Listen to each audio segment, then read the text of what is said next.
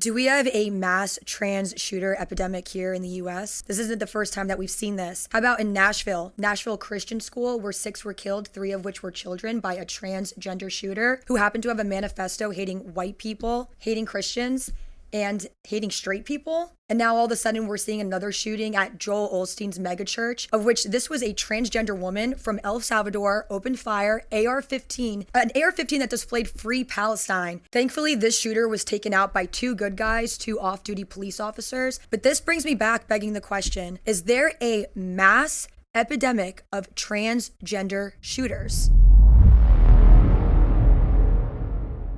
And we're back. And we have, as usual, an awesome team. We've got our good friend Jeff Emde, 007, former CIA operative, Keith Graves, 30-year law enforcement, SWAT team leader and trainer, drug interdiction, SME, our mad bomber, Mike Sterling, who loves to blow shit up. That's his favorite pastime. And Dr. Jen is back all the way from Washington State. Welcome, Jen.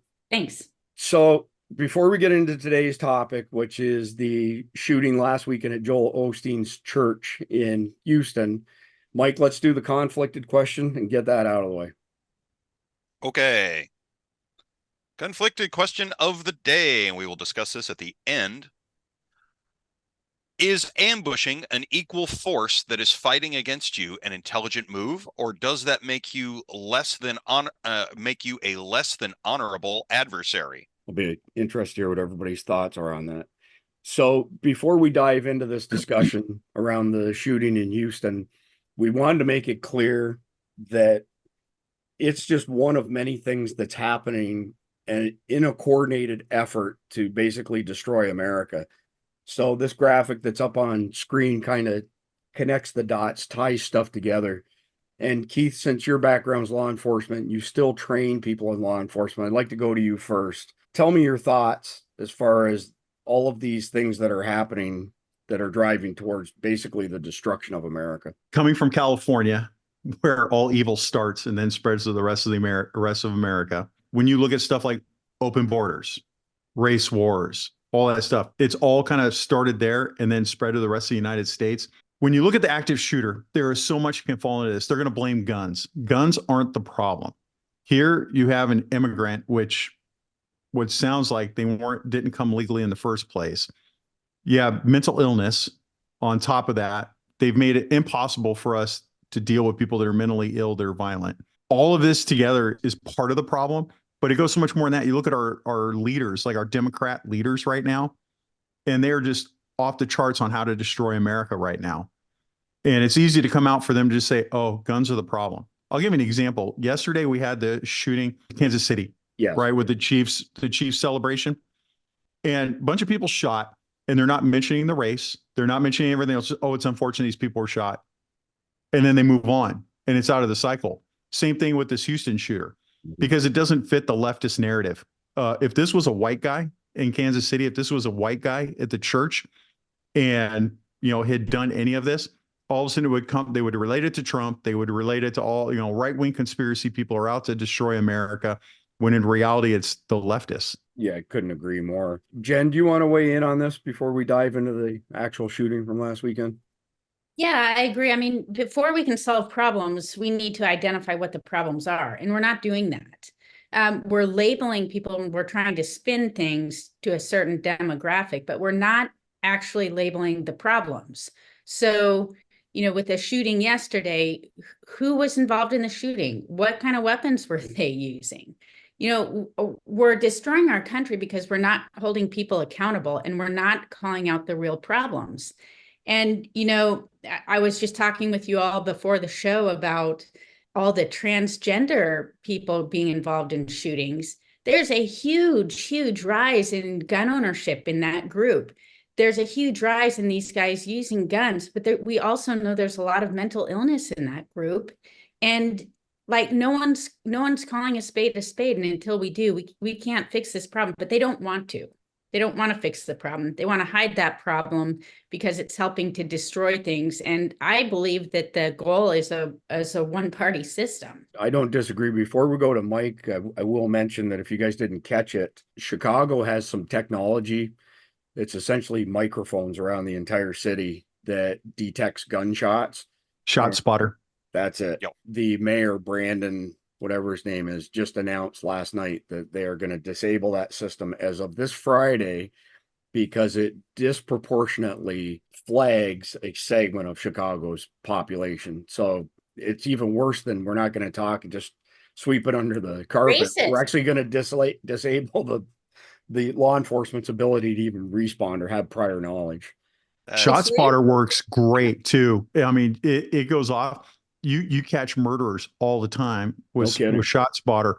Why would you take it away? On a side note, depending on how far away you are from the shot spotter, sometimes it can actually pick up audio of you yelling at somebody.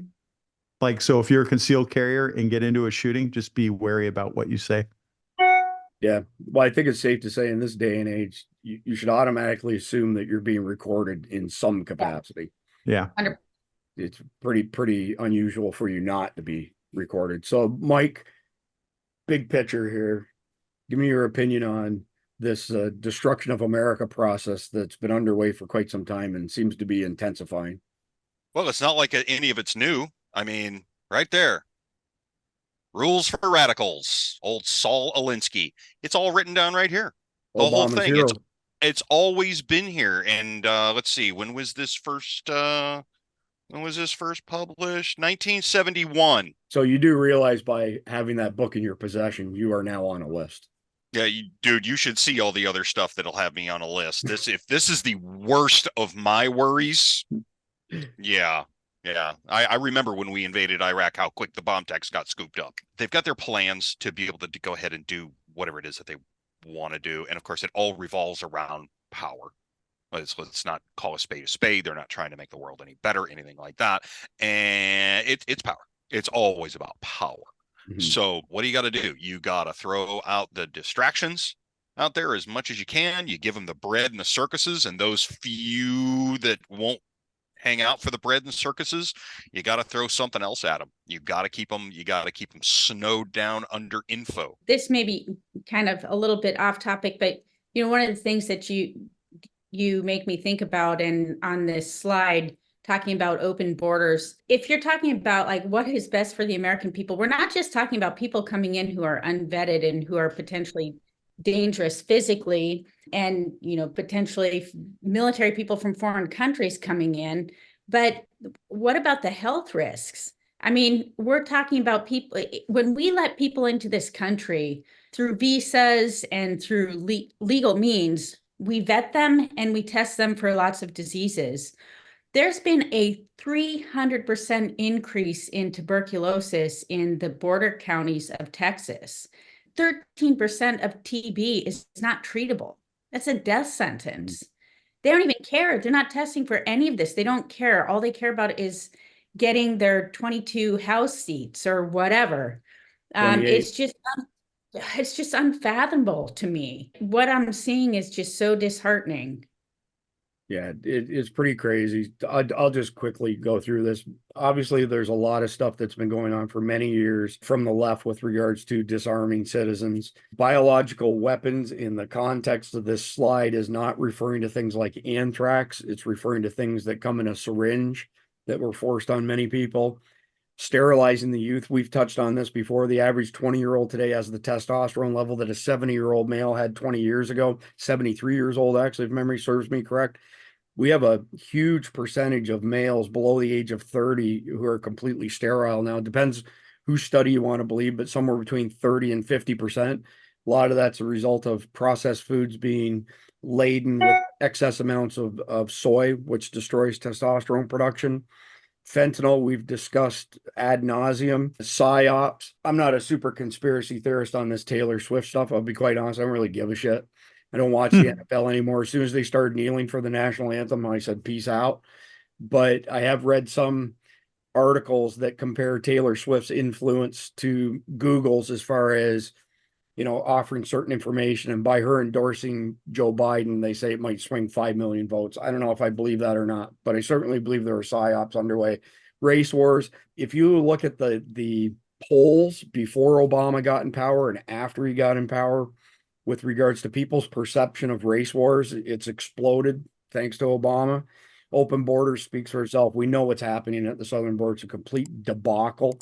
And that now we're told that the Russians have this technology, but we can't really tell you what the technology is, but it poses an imminent threat to America. And it's just another distraction from the Tucker Carlson interview with Putin, him showing footage of how clean Moscow is, 13 million people, groceries, $100 worth of groceries that would cost $400 here. We had confirmation in the past 10 days that Obama absolutely used the CIA to spy on Trump and his campaign, which is illegal. They did it by going to the Five Eyes, which are external countries, Great Britain, Canada, Australia, New Zealand. And we're also not seeing any coverage that Putin is open to peace talks. And as soon as Biden was declared not fit to stand trial for having classified documents that a vice president does not have the right to have, or senator. Yeah, or senator, that's right. We now have people coming out of the woodwork in the Biden admin extolling Joe Biden's virtues and how smart he is and hardworking, and he's on top of things, and it's all a bald-faced lie. So enough of that. Let's talk specifics here with regards to what happened last weekend. I see we lost Jeff somewhere along the way here. We know he's got a construction crew on site. I hope they didn't sever his internet connection, but it's happened to me. This episode of SDN is brought to you by Switch It Up, your national grid down service provider. Get a quote on a solar PV system with battery backup at switchitupinc.com or click the link in the video description below. I'm going to go to you first because you've spent a fair bit of time in the past few days on this debacle or this shooting in Houston. And speak of the devil, here comes Jeff. Give us the high level overview of what happened. I know you spoke to people who were on site, and give me your thoughts on it as well, because it's another transgender person, female, trying to pretend she's a male, taking hormone replacement therapy, meaning testosterone, going on the attack. So take it away, Keith. So it's actually a pretty easy, quick overview because it's a simple call. You have this mentally ill person with a history of mental illness who is trans. Again, here we go with another trans person. I'll let Jen's probably the best person to talk about all this. Another trans person comes in. I have a photo of the dead shooter. I'm not putting it out though, because I just don't think it's the right thing to do for a variety of reasons. And I already kind of talked about that in another video, but looking at that photo, she walked in, or he, or whatever, shooter walks in the front door, and there's some kind of a confrontation or something that occurs there with an unarmed person. Now, some people said security, some have said greeter.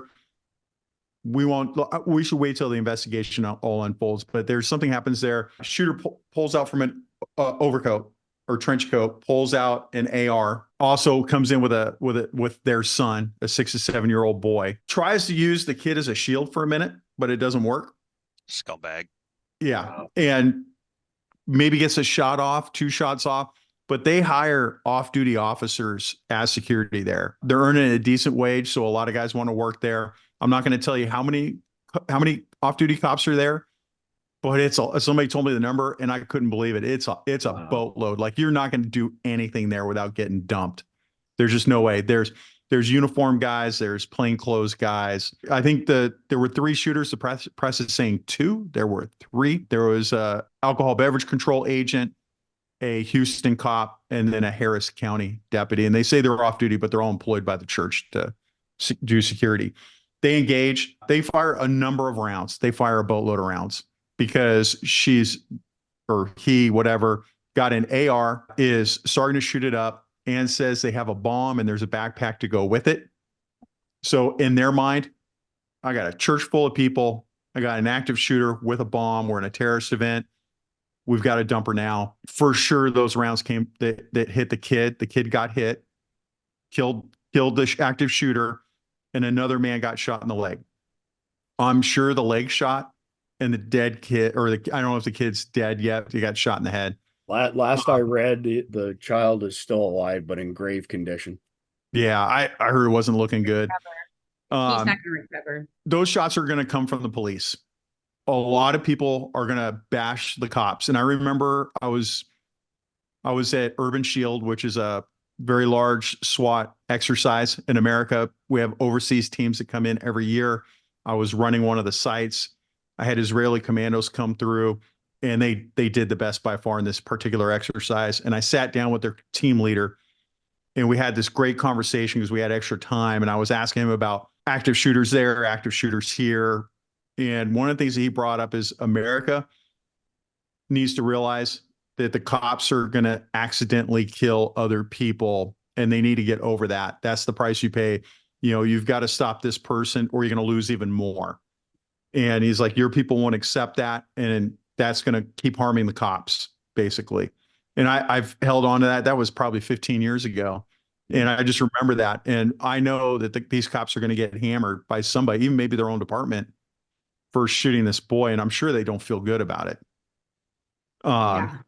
But it is what it is. They're faced with this horrible incident. In the picture, I'm looking at it right now. The shooter's wearing a trench coat. A lot of people said it's been a burqa. It is not. Okay. It's a trench coat. They said she was wearing a whatever headscarf, Muslim headscarf thing. Now, I'm not seeing that, but that doesn't mean that that wasn't on and it got taken off. Okay. The backpack's all opened up. You can see where the bomb techs did their thing, probably went in there with a robot or something and tore everything apart. I would do it by hand just because of the immediacy, No, don't do it. I'm going to pick that thing up and throw it out, be the hero, man. That's what they do in the movies, right? You leave it right where it bloody well is and let us do our thing. But you're just mad. All right. So what, for people don't realize, me and Mike were actually in the same battalion like a long time ago. And what he's mad at is that he just doesn't want anybody to take his job away from him. Yeah. That's it. Do you have any idea how much more paperwork it is if one of you innocent bystanders picks it up and gets blown all over the place? And now I have to do 2 investigations. No, this is nothing but I'm trying to protect myself here. I don't like doing that. And it happens so much. Anyway, continue. Oh, we're good. So end result is that shooter's dead. We got a kid that's probably going to die, man shot in the leg. But ultimately, they did a great job. There could have been a high loss of life if that church didn't have their act together. And there's a whole thing. I know people are going to slam in the comments. It's not a church. It's a motivational place. I get what you're saying. It's Joel Osteen. I get it. He's not a real preacher, blah, blah, blah. I get that. Does it even matter? What's that? Does it even matter? It doesn't. You know what? I mean, I am getting hammered a lot for calling it a church. Look, man, whatever. Let's move past this. Okay. You got a guy that's going to come in and dump a bunch of people, and you had a good church security team that did exactly what they were supposed to do, that are trained and stopped it before it happened. And the other active shooter in Nashville, the other trans activists that went in, and the Covenant Church in Nashville, she had a hard time because there were lots of barriers in between, and they had a good job, and the cops did a great job responding, put her down right away. They did a great job. What happens when they hit that church that doesn't have their act together? So Jen, just because you're an MD, and let me bring this up here. So personally, I believe that this story is now being memory hold. It's not being covered much, if at all, on any mainstream media. It seems to me, number one, because it's a trans individual, but also an immigrant from El Salvador. Taking the immigrant piece aside, just the trans thread here, where I've lost track now, but I think we're somewhere around 7 or 8 active killer / active shooter incidents in the past year that were transgender in nature. Give me your thoughts on the mental illness part. Like, here's a question. How did she, and this was a biological female, how did she get an AR-15 with a criminal record that dates all the way back to the early 2000s? Well, I can't answer that. I mean, obviously, I can. The thing that drives me nuts is that there are a lot of laws, whether it's from obtaining a gun or shoplifting or whatever, that are just being totally ignored. And so many of these problems would be eliminated if we just, enforce the laws that are on the books. I'm not going to judge a human being who's like, I should have been a man or I should have been a woman. I'm the opposite. But what I will say is that when you start messing with people's hormones and you start doing all these other things, you run into huge problems. I mean, just look at some women on a monthly cycle. I mean, they get, more irritated, more aggressive, more easily triggered. Don't light me up for that. But it's because there are big hormone fluctuations. That's what causes that. When you come in and you dramatically transform someone's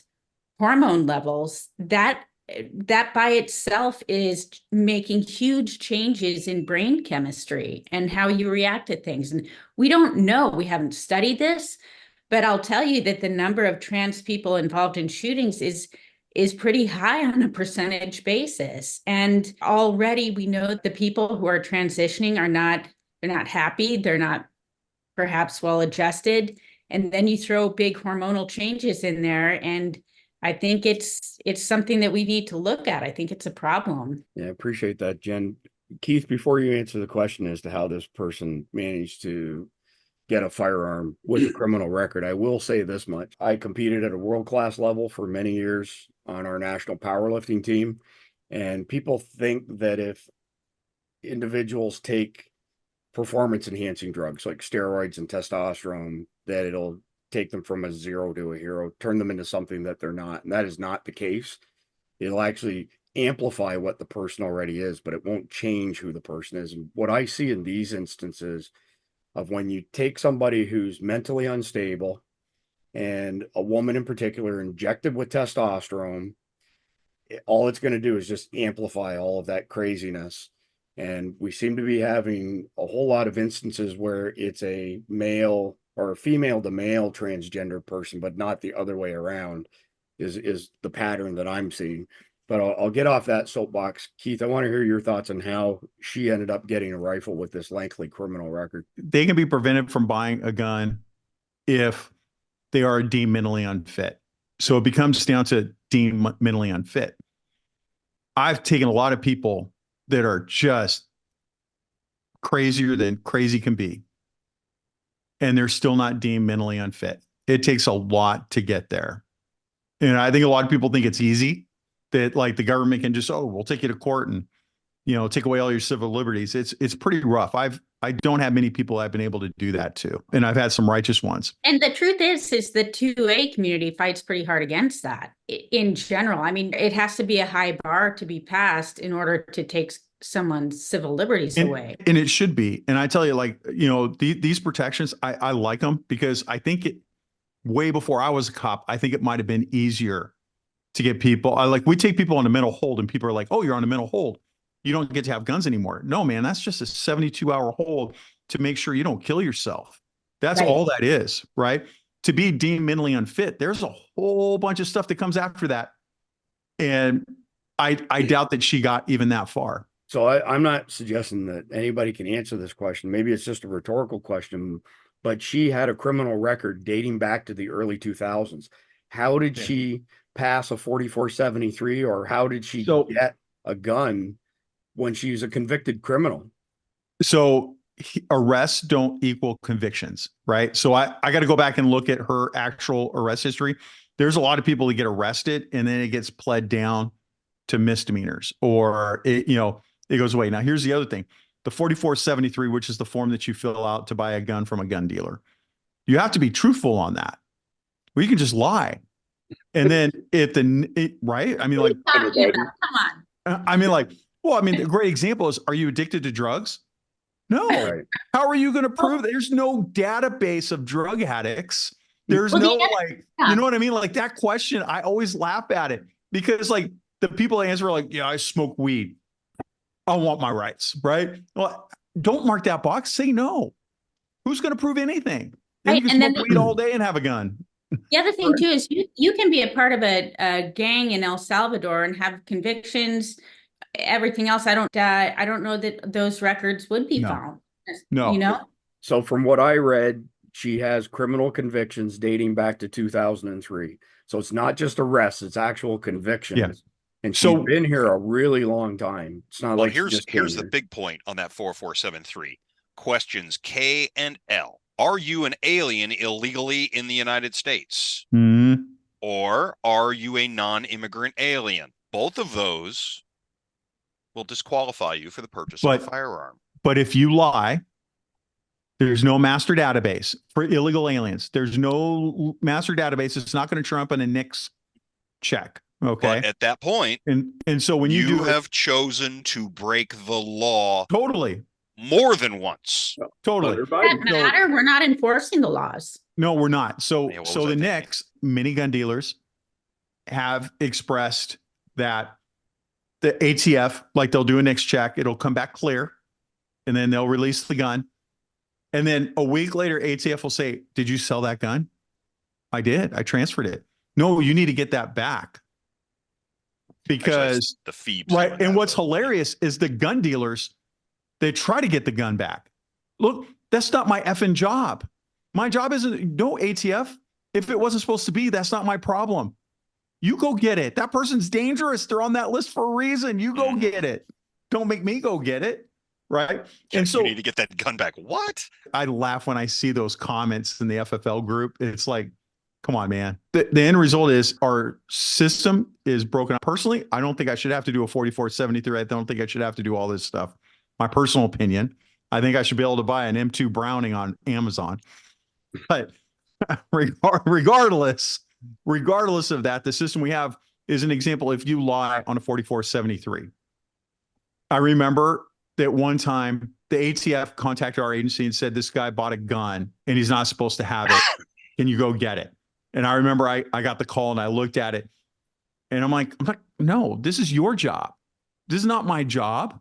And so I called the ATF agent and I'm like, "No, I'm not doing this." And I'm like, "You guys probably get these all the time, right?" And they're like, "We do. We get them all the time. And we ignore a lot of them." You guys remember the case where there was someone with an open carry in like a McDonald's or something, and the person behind them like snatched their gun out and they went after the person? It's the same thing, right? It's like, wow, I am not really in a position right now to go ask for that gun back. You know, like with the felon, right? The guy was a felon, blah, blah, blah. He's not supposed to buy the gun. But like, you're the ATF. Go do your job. Why are you calling me? Like, no. Why are they going to go do that? That's dangerous, man. Yeah, right. We're not prepared to do this kind of stuff. we Well, should send those new specially trained IRS agents to do it. Oh, don't ask me why I need an AR-15. You need to ask yourself why IRS needs AR-15s. Guys, Right. I would like to Yeah. call a golf clap for Miss Jen. Jeff, you want to weigh in on this? Obviously, the databases aren't what they're all cracked up to be. Yeah, because if this person has a felony conviction on their record, on her record, it should show up when they do a background check. But they could have had a straw man buyer. She could have had a friend buy it for him and pass it off, or some friend's husband died and she's unloading his gun, so I'll buy one from you. Or she just straight up bought it off Oh the my God. street. All right, Yeah, seriously? yeah, or just bought off I the sold a street. gun. I sold a gun online through one of the many arms lists and all that stuff. And it came time to meet the guy and he changed things. And I'm like, oh my God, this is what happens with drug deals. Like the guy's changing it last minute. These are all the red flags that we teach narcs. Like, this is Yeah. bad. And I'm like, so I call the guy up and I'm like, "Hey man, why don't you come with some ID?" And he goes, "What?" "I'm thinking you're a bad man. You're going to do bad things with this." He's like, "Oh, never mind. I don't need it." Ah, That's what Really? I thought. I could have purchased it from a friend. I've got a 30-30 Winchester in there that I bought from a guy who was, he just passed away, but he was like, "Yeah, I'm never going to use it again. Is anybody interested?" And I'm like, Oh, heck yeah. I've wanted one of those since I was a kid. or that big gun buyback that they just had up in the DFW area that Oh, yeah. Shaq went and promoted, and more guns were bought in the queue in the lineup Yeah. by private dealers than were bought by law enforcement. Except that one dude did get through with an M14, and and yeah, I Yeah. mean an actual Vietnam era issue M14, and he sold it. He was like, he wouldn't take the money from any of the dealers, and he just turned it in and got his $100, and it was just like, no. What are you Well, doing? there It was was on. Everybody should go also a look guy at who- Brandon Herrera's video on that. Yeah. It is phenomenal. It is hilarious. I love it. Well, there was also the guy who was printing lowers.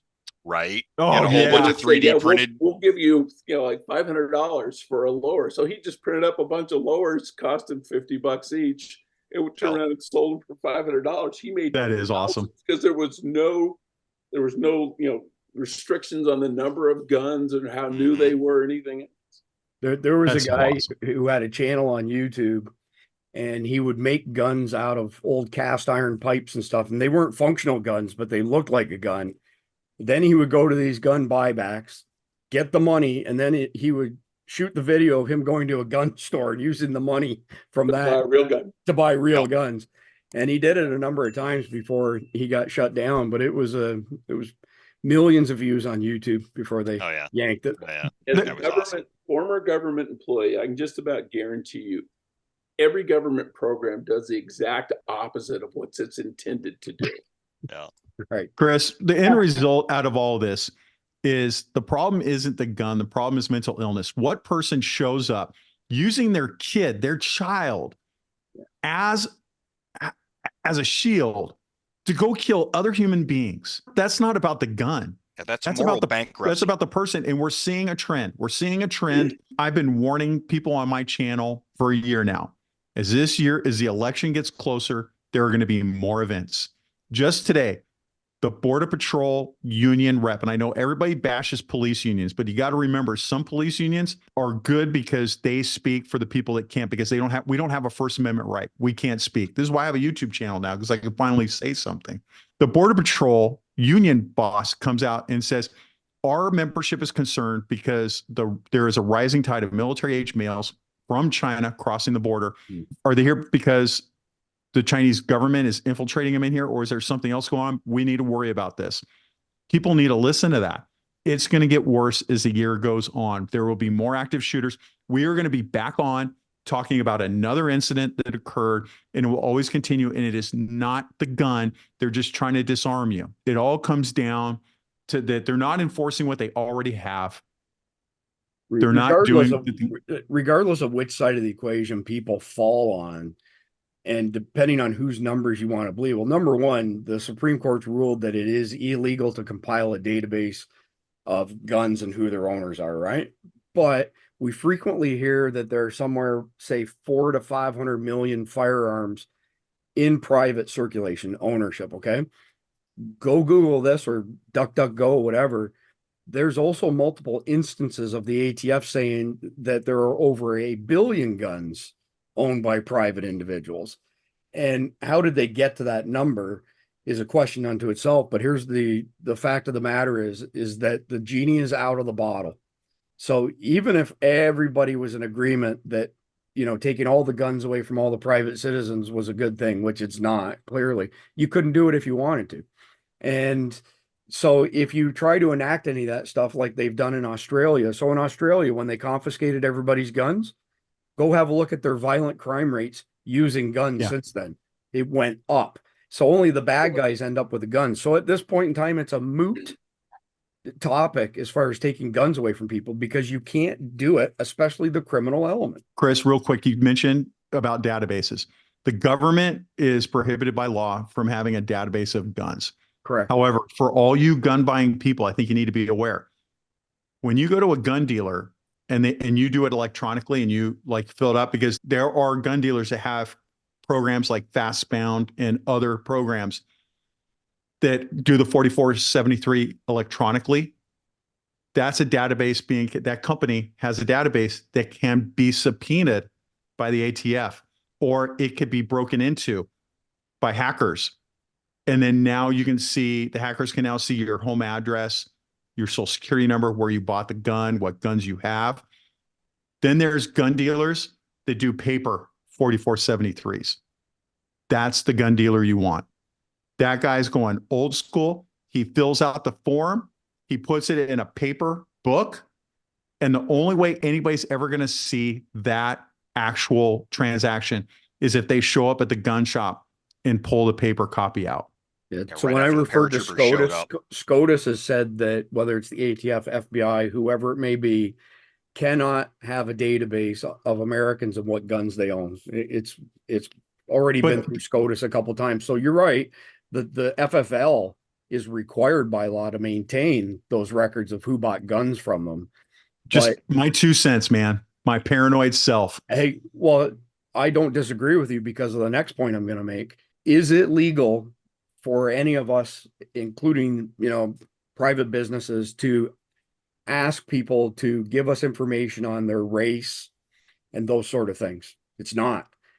But the 4473 not only captures all of that information, that information is retained by the ATF and FBI. So Well, they can, and here's the other thing. The 4473 has been changed about 3 times this year. yes. And every time they change it, they're getting more and more information. Yep. Every little bit, every time. And Yeah. I'm telling you, the paper FFLs are the ones that you want, man. And then I'm not telling people to do anything illegal. I'm just giving you some ideas, right? And then No, lastly, you should always buy a rifle and a pistol on Arms List, Craigslist, whatever. Like we use something called Z Idaho, which is like a little private gun thing online. Go buy your guns there. Go meet in a parking lot. Go buy a rifle and a pistol, and it's never on the record. You should always have just my 2 cents, man. I just want to address a comment that Jeff made with regards to this shooter could have done a straw man purchase, right? So somebody who's has no record goes in, buys the gun, and then gives it to somebody like her who has a criminal record. I know for a fact that if you purchase 3 or more firearms on 14473, that it will be looked into, and that they will come to your door and say, did you buy these 3 guns? Prove it and show that you're not required to, but ATF's done this many times. So it depends. So that for rifles, it's by state, right? It's if you buy pistols. If you buy so many pistols in a week, in a 1 week period, then that has to get reported to the ATF. A good FFL will tell you, oh, you want these 2 pistols? Awesome. Why don't you buy this one today and then come back in another week and go get the other one? A Florida ATF agent who I had the opportunity to speak to said, if you buy 3 firearms on 14473, regardless of where you are, they're going to take a closer look at you for straw man stuff. Yeah. I bought 3 Glocks at 1 pop, and oh yeah. Now, thank God, the ATF guy that called me was also, the guy that I work with on my explosives license all the time. And he was like, hey, he's like, I got pegged on this because I work with you. Okay. So if you're in California, some states are like this. They have dealer record of sale, DEROs. And when you buy the gun dealer has to ship off that you bought that gun to your local law enforcement agency. And I learned about that when I was assigned to records one time when I was a young man. And I see that, I'm like, what are these? And they're like, oh, that's dealer record of sale. You got to put this in the computer. And I'm like, no.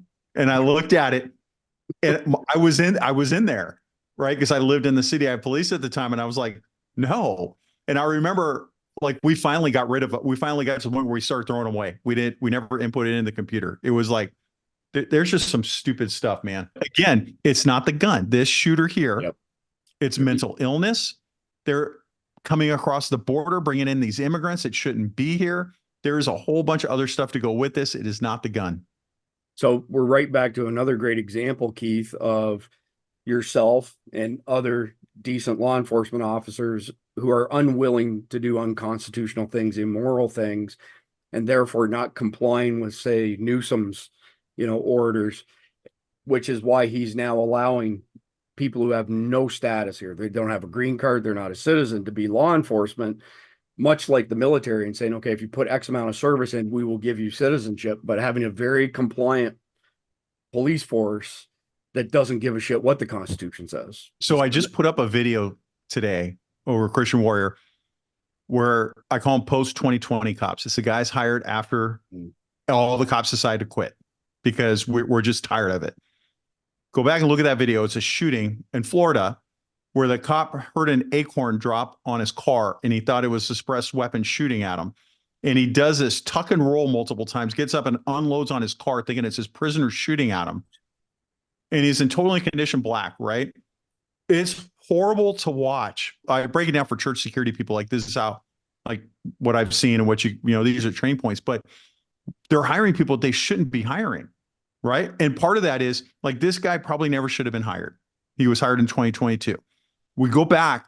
Now they're hiring illegal aliens, right? You can't have a non-citizen arrest a citizen. And besides that, it's illegal for them to have a firearm. It's against federal law for them to have a firearm. But LAPD and LA County graduated several and said, oh, look what we did. And now they're petitioning ATF to get waivers somehow to change the law so that illegals can have guns, so these guys can be cops because they can't go in service because they don't have a gun. But my big point out of this is They graduated the academy, which means they graduated the firearms module. Who issued them a firearm for that class? They can't even pick it up and touch it and fire it. But apparently they did in a police department range, and not one person hooked them up. If I was the firearms instructor, I'd hook them up. They're giving guns in that same county to these illegal people who are not allowed to have them by federal law, and taking away a gun from someone who had a legitimate concealed carry, who is attacked by armed people on his own property, protecting his own family, reacting in an appropriate legal way. They're taking that guy's gun. Let me just tell you one more thing, that this attack on police, this is by design. I can tell you that the 3 officers who I helped get an acquittal for, their families have told me that half the department, half of Tacoma, which is a violent city, half of that department would have quit if they had been convicted, because it would have been a wrong conviction. And so, let's just attack these officers, make this so unpleasant and potentially life-changing, life-altering, no longer able to take care of your family, end up in jail with the people who you've put there, which is not a great place to be. And let's see how many of these good people stay. Let's Jen, just see how many stay. It's been going back decades. In 1991, I was disciplined because I called Border Patrol to help do a sweep of violent people. Like, there was a bunch of, this company hired illegal aliens to go do a protest. And I called Border Patrol, and it was very successful. It was back when Border Patrol was interior. What year? In California. What year? I got disciplined. He said 91. And then we got sued. Me We got too. sued because I asked for ID from an illegal. And I'm like, well, you're here illegally. Come here, Border Patrol. And he got shipped back to Mexico. And I still got sued for $1 million. I still got disciplined. And then they made a policy in 1991 that said, don't call Border Patrol anymore. That is crazy. 91. 91. This has 91 been going on for decades. I've been putting up with this stuff 90 forever. So 91 was the year that I was first hired as a law enforcement officer in the Denver area. And by the way, I was the first hire in 91, so my badge number was 911. Oh, that's awesome. When they ask, what's your badge number? I'm like, 911. And they're like, don't mess with me. What's your? And I'm like, 911. That's awesome. It was so fun. But anyway, the same thing happened to me. I arrested this guy on a violent crime. He was living in this house with like 10 other illegal aliens. I don't know how many times I called immigration. It was INS at the time, not ICE, but I must have called them a dozen times. Never once did I get, and I was like, they don't care. They don't care. They obviously don't care. They don't care that this guy's going to get out on like a PR bond or whatever, or someone's going to bail him. They don't even care. No one even bothered to call me back. I was flabbergasted. I couldn't believe it. So look, in California, they passed a law that prohibits law enforcement from working with ICE. The officer can be jailed for working with ICE. Think about that for a minute. So you have all these people, all these military age males coming in. You've got this shooter, as an example, this shooter, okay? If I was dealing with her and I'm like, man, she's off the charts, something bad's going to happen, I can call ICE and be like, hey, man, we're going to have a shooting. This is why. Can you come out and help me? A lot of times, like, it depends if you have a good contact, you can get them to come out. They'll pick them up and it's gone. The problem's done, right? But now I can't do that because it's illegal. This is why I live in Idaho, people. I decided to move back to the United States. The example you just gave us, Keith, that law enforcement is prohibited from working with immigration, CBP, ICE, whatever you want to call it, that is 100% by design to break America. Anybody who argues otherwise has got their head up their ass. I don't know how else people could look at this and not realize this is by design. You want to know my prediction? Gavin Newsome is going to be running for president. I agree. Coming up. Okay. Gavin Newsome is the person that's behind all this stuff. Right now, he's trying to look like, oh, look at me clean up San Francisco. Look at me clean up Oakland. Bro, you were the problem for all of that. Yep. All of you. And now he's going to run. Come on. We are in so much trouble. Agreed. So back in 1989, I was like 18, 19. I had a couple of internships. One was with what is now ICE. One was with the U.S. Marshal Service. But with INS, I did a couple of things. I did some investigations of employers and that sort of thing. But the other thing I did was I administered some of the tests for people who were trying to naturalize. And these people couldn't speak English. They couldn't tell me who the president was. They're supposed to have studied for this test, just basic questions, the three branches of government. And they're like, well, we can't fail too many people. And so it was like, well, what is the point of this? Like, I was so horrified.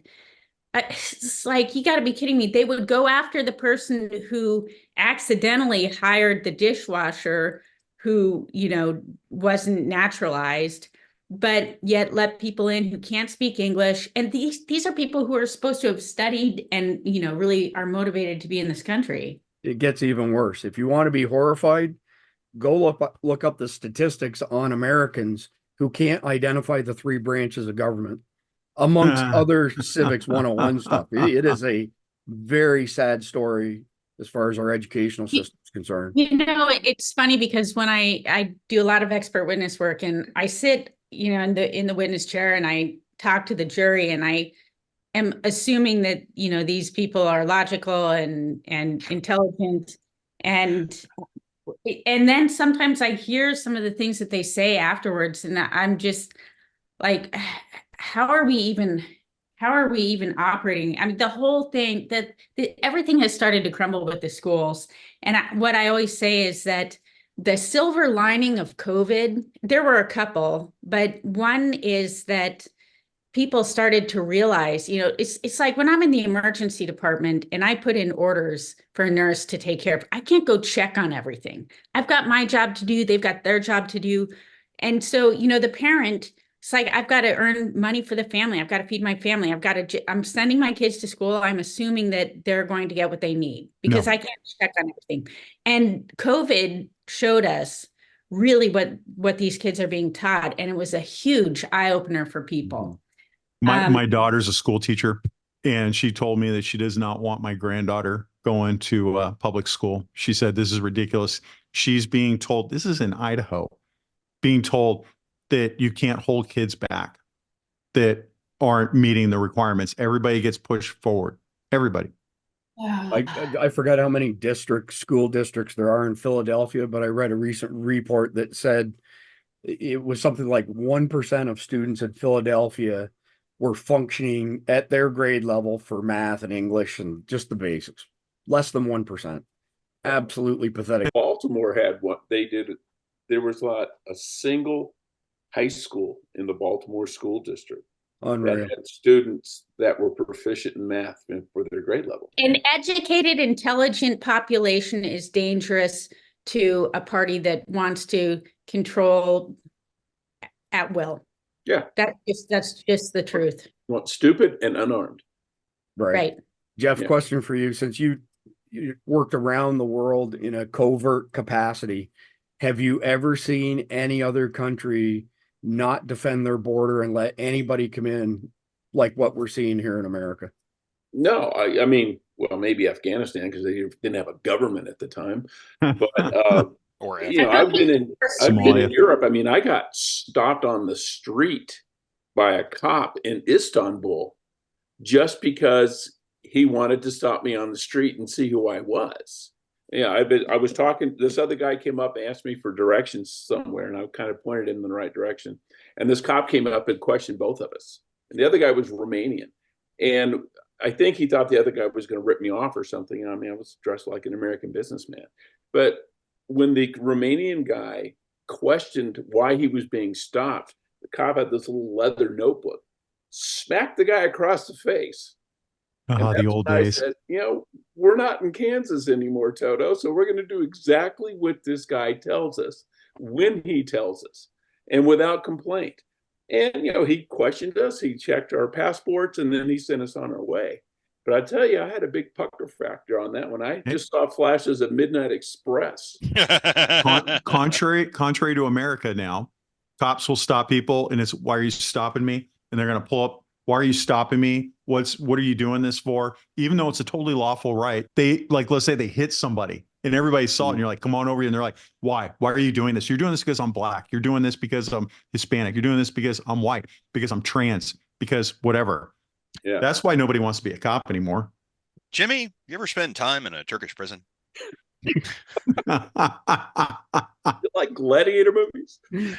Right. So tell the truth, Jeff, you were over there pulling off a big international shotgun sale, weren't you? Yes, that's exactly Shotgun right. capital of the world, right? Yes, it was another kind of transaction, but it had nothing to do with guns. Next And time, bring me anymore. back an MP5.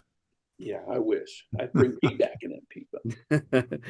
So, Mike, you've traveled quite a bit as well. Maybe not covertly like Jeff, but I'll ask you the same question. Have you seen any other government run their country the way our country's being run under Obama and Biden, with wide open borders and giving people from other countries money, healthcare, phones, accommodation, while simultaneously shitting on their own citizens? Yes. Okay. Virtually every country in the EU. All right. Oh, Not working out for them any better than it's working out for us. Look at France. You know, Look at Belgium and Holland. Look at Germany. Look at Italy. All these, it's all going to hell. And now look at Ireland, right? Some of the last people on the planet that you really want to have pissed off at you, them and the Swedes, and they're all bent out of shape because their governments are kind of telling them, hey, these migrants have more rights than you. And they're going, oh, really? But you know what governments don't do that? Egypt. I mean, I was in Cairo. Man, if you tried to set up camp in the airport in Egypt, man, they would beat you senseless and throw you into the street or toss you into the Nile. And then fine you for being in the street. Yeah, the Turks didn't put up with that nonsense. Nope. You can't even go to. Didn't put up with that nonsense. The Germans didn't used to. Yeah. So interesting. You guys are bringing up what all these cops do in other countries, which, I can't believe. We're in such trouble now that the subjects that I teach in law enforcement, so many people have left law enforcement that there's not many subject matter experts anymore. And none are willing to come teach. And so I was told recently by a federal agency, I will have a job forever if I want. And I don't. I want out so bad. I just want to do Christian warrior training and move on with my life. But I realize if I leave, there might be one or two that replace me. And I'm kind of worried about them, to be honest. Yeah. And who's going to teach these guys? And then the other thing is I'm teaching them these things, depending on what state they're from, they're no longer allowed to do anything. And so a lot of them are like, I don't know why I'm here. I mean, this is interesting and I'm learning a lot, but I can't use any of it. But at least those officers know what right looks like. Well, what I'm worried about is let's say that we finally get our country back. Who's going to be the one to lay down the law and bring it back, right? To bring Oakland and Los Angeles and San Francisco, Denver, all these cities that have just gone to crap. Oh, that would be tactical air command. I'm worried. Ultimately, I used to be on a channel called 2A Cops, and me and the co-creator there, Matt, we routinely said that the reason for all of this was that the Dems want a federal police force and to take away local control. Obama has said that from the beginning, that that's what he wants. Why? Because you see good sheriffs like Sheriff Lamb saying, "Oh, I'm not going to enforce this law. This is unconstitutional." People like myself, I flat out say, "I'm not going to do this." And I'm going to find myself replaced by some guy from New York or New Jersey or Florida. It doesn't matter. This a proper ideological thinking person. Yeah. And we're going to be in deep trouble, man. Yeah, I don't disagree. So let's try pull this together before we do the conflicted question of the day. So speaking of teaching, Keith, and Christian warrior training, what are the things that people can do to protect themselves against stuff like what just happened last weekend? Unfortunately, this child was injured, but other than that, it was pretty much a perfect situation where you've got a handful of people with non-life threatening injuries. What's your advice? I mean, my advice is I'm going to tell anybody who is running a church or active in their church to go to Christian warrior training and get the free information you're giving them. It's super high quality stuff, but what are the other things that people can do? I'd like everybody to kind of weigh in on this before we move on. So we talk about churches. Number one, every church needs to have a security team, period. There's no excuse not to have one anymore. Okay. But when you talk about personally, I always sign off my videos with, remember your ABCs, always be caring, right? I saw it from Matt Sylvie. Sorry, brother. It was a great one. I'm glad to steal it from you, but I mean that, right? But it's not just more than always caring. Go get training. because like in the video that I just did that I put up today, I mentioned that I see concealed carriers running into the same problem. They don't do any training. And then so when a real event happens, they lock up. And I can't tell you how many times, like I've seen interviews where like, well, I was concealed carrying, but I didn't know if I should do that or go stop this active shooter or not. And I even see that in the comments of my videos with this active shooter where people are saying, can you tell me the liability I have if I shot that person? Don't worry about the liability. They're killing people. That should be the last thought, right? Always be carrying, get tons of training. Go find a good trainer and do like live one-on-one shooting drills. There's lots of companies starting up now where they do simulation training, where it's the old FATS machine, where they have a video playing and then you have a gun and you fire when you're supposed to, and they go back and critique what you did and where you hit the guy. One just popped up here in Boise. Those are great trainings to do. Do reality-based training or like scenario training with your friends. What would you do in this kind of situation and like act it out?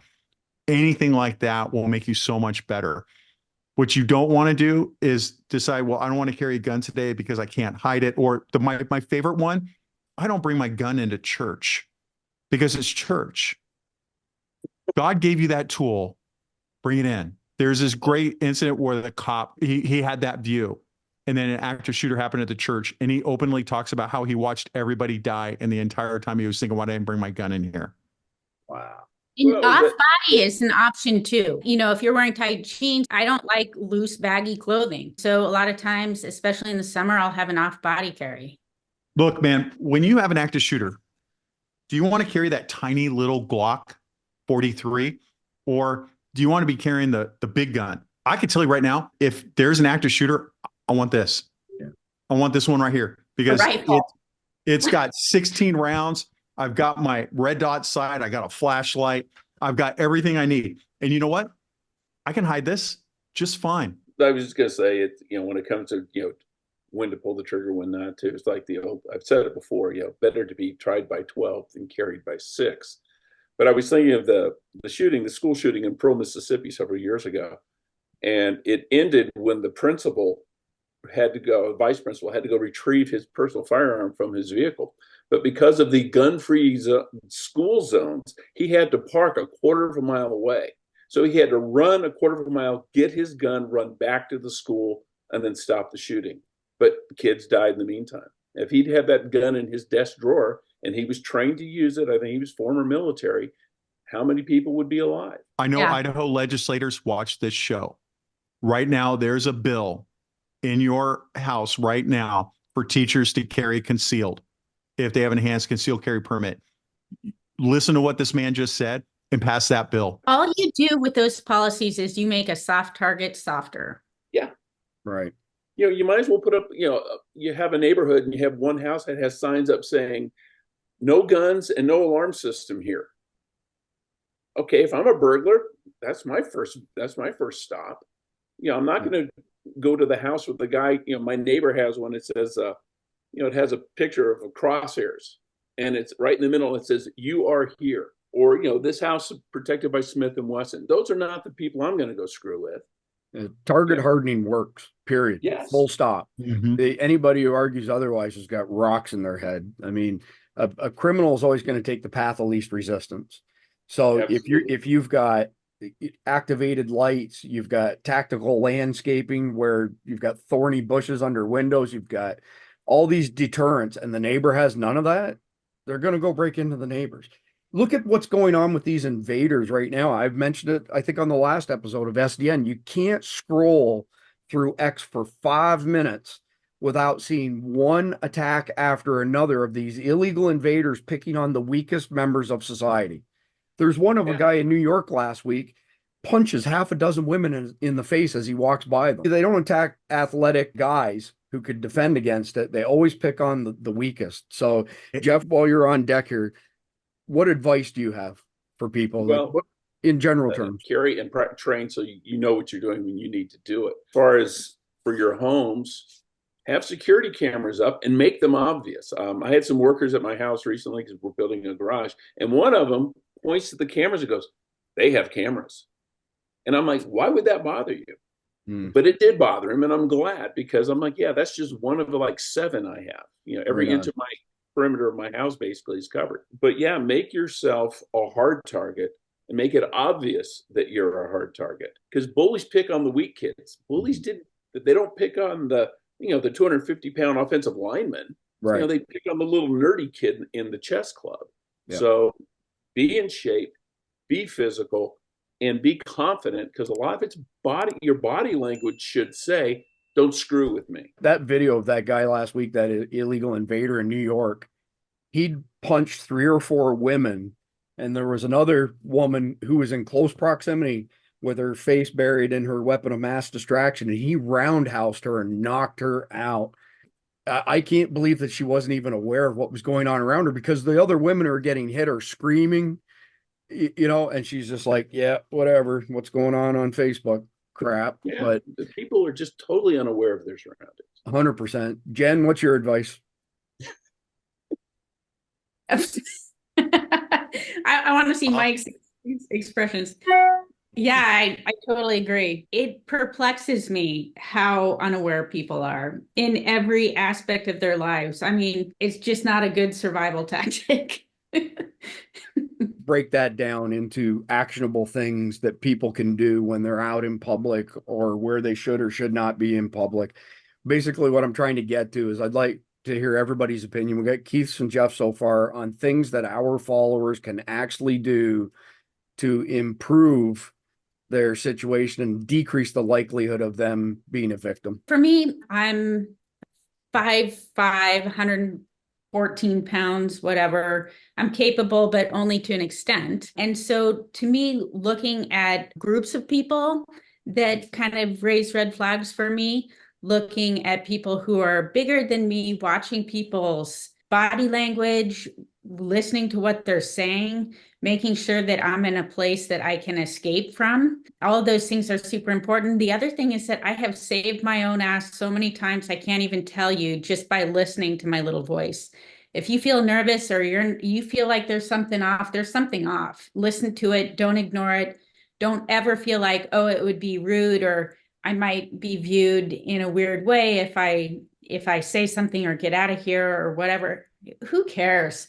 You think anyone cares about you? Just go on social media for 2 seconds and you'll see that that's not true. And the most important thing is staying safe. I have a vague recollection of Keith saying last year something along the lines that we're the only creature on earth who will ignore that inner dialogue and will stay somewhere where we're on the X. I'm not kidding. I can't even tell you the number of like freaky times that I've just like, something's off here. I listened to it and truly have saved myself. Good street cops, they listen to that and they catch so many bad people. The best cops that you've ever seen are the guys that listen to that inner voice and they take action upon it. They get the most amazing busts, the amazing dirtbags, have the most amazing stories of escaping death. Yeah, that's incredible. Mike, what's your advice here for people? How do people reduce the potential of becoming a victim, whether it's a shooter like we had in Houston last week or otherwise? A lot of the options have already been covered here. I would say that the only 2 things that I would throw onto there would be, if your first thoughts during an active shooter are what kind of liability do I have in this situation, you might want to do a little bit of self-searching. You might not be the person that needs to be carrying a gun. You should probably go back to what Keith said. You need to get trained. You need to have some training, because this is a situation to react, not to spend extensive quantities of time thinking about, how would this person feel about me pointing a pistol into their face? Now's not the time, man. And then the other thing, and I was looking for it and I can't seem to find it. I don't know who to quote on this. He was a Russian, one of their guys that put together their counter-terrorism side with Alpha. And one of the things that he said about terrorists that will take hostages, what he said is that these people are morally bankrupt enough to hide behind innocence. And while we weep for the innocents, we must deny them this as a tactic and never allow them to take hostages. We may lose people now, innocent people, and we weep for them, but we must take this weapon away from them. And on a side note, if you are taken hostage, assume that no matter what you do, they will hurt you and fight like hell. It always amazes me that people just kneel down to get, to be shot. And I'm like, Are you freaking nuts? I'm gonna jump up. I'm gonna knee the guy in the groin. I'm gonna headbutt him. They're gonna kill me anyway. Oh yeah, So, yeah, man, it's time to go. Let's go. So I might as well get a sandwich. They're gonna get a meal, but I'll get a sandwich. You don't remember me, sucker. Hey, I just did a video about a pastor that was taken hostage in his church and then kidnapped with his wife.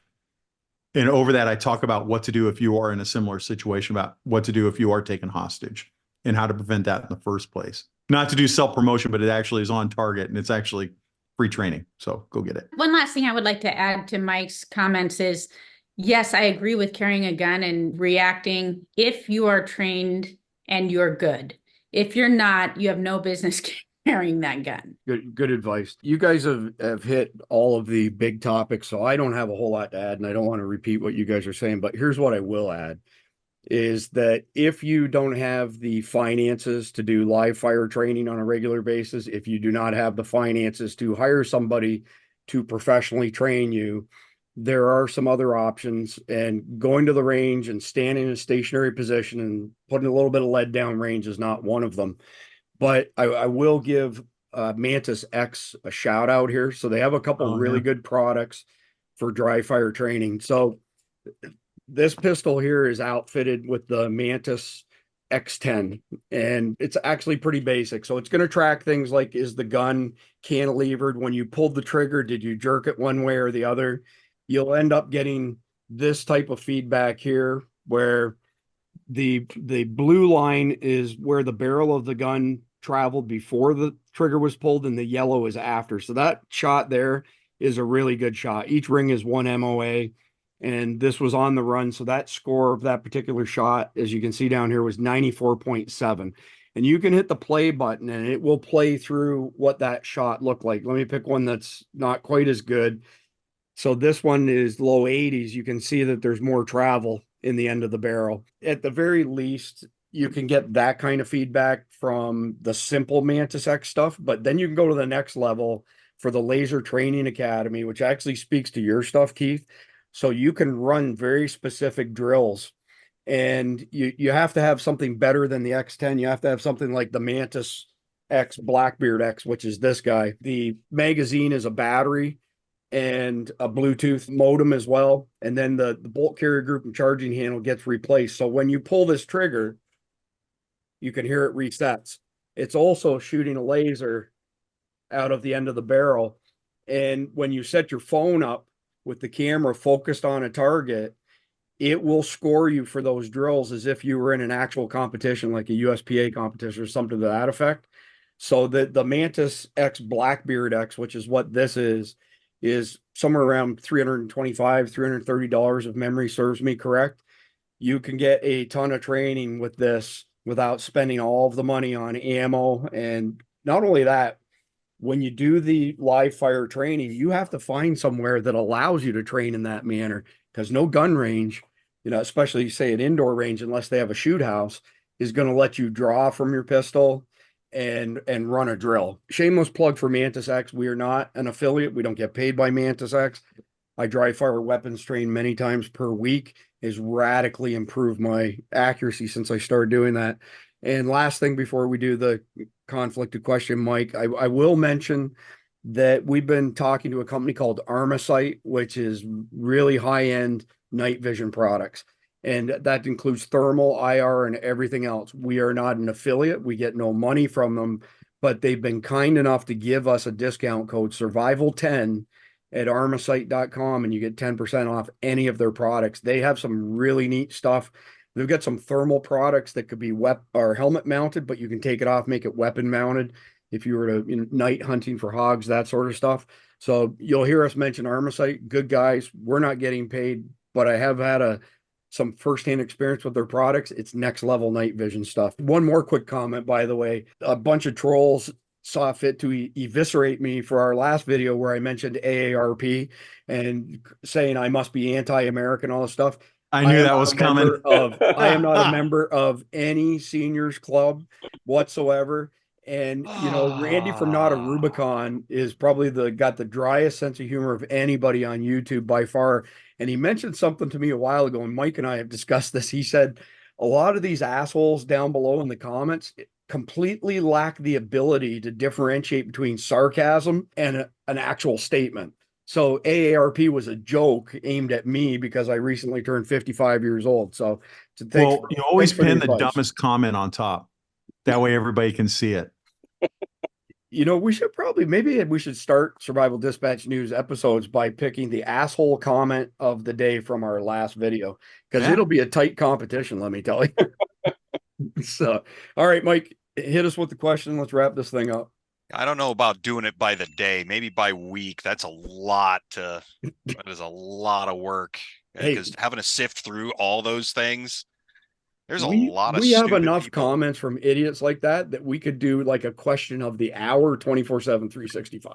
Right, or answer right. of the That's hour. true. That's true. So, And just hey, I'll saying. tell you what, I challenge any of the folks that do get down into the comments section. If you see somebody stupid doing something like that, you have my full permission to jump them. Go ahead. Come on. I'm gonna get in there and mix it up. Why shouldn't you? Look for Mad Bomber Mike. I'm in there. If you want a great example, go check out Black Scout Survival and watch how Jack interacts with those idiots. He just lays them out. It's It's a beautiful times, thing, man. It's good times. But Randy from Not a Rubicon will actually, well, this video is going to be published on Friday. So yesterday he was on Survival Dispatch Academy, and he is like the #1 troll master of all time. He's amazing. It's good times. It's good times. All right. Is everyone ready for their conflicted question? All right, let's do this again. This is a moral question here. Is ambushing an equal force that is fighting against you an intelligent move, or does that make you a less than honorable adversary? I'll take that. All right. So does it make you less than honorable? It depends on why you're setting an ambush. Are you setting an ambush because you want to take their food and you weren't prepared and you're just going to take it? Yeah, man, that's less than honorable. If, though, they're bad people doing bad things to to good people, and you're setting the ambush to go take them out so they stop doing bad things, what's the problem?